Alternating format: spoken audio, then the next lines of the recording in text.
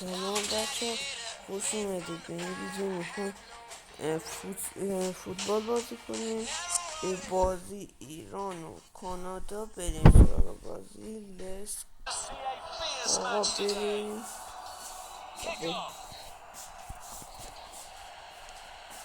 ایران در برابر این نبه ایران در برابر کانادا بریم.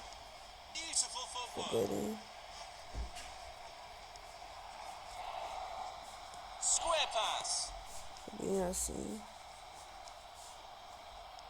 Good ball movement and a decent position here. Strikes it from distance.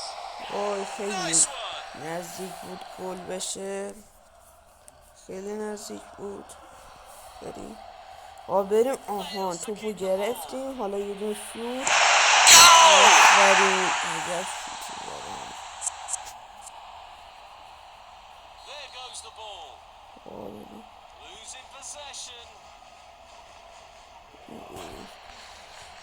Fails to ای keep the ball. وای نزدیک بود.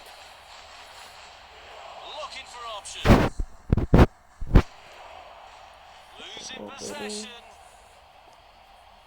ای Fails وای to keep the توپو ball. گرفتیم. Losing possession.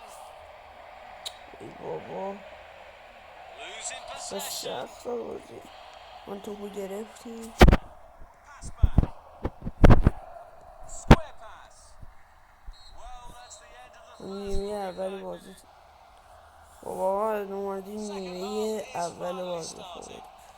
ایران یک، کانادا کانادا یه دونه گل نزده.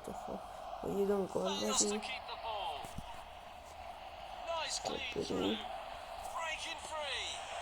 ام That was an amazing save. نمیدونم چرا اینجوری شد.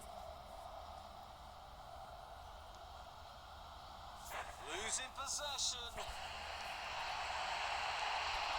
It's in. Plenty of power وای on that.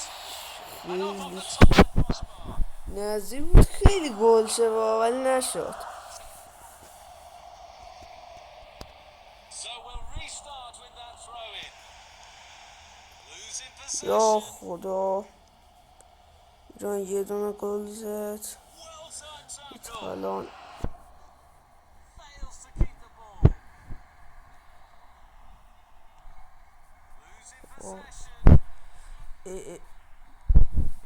یا خدا. Fails to keep the ball. آقا بریم. Pass backwards, a bit passive. Losing possession. ای بابا Losing possession.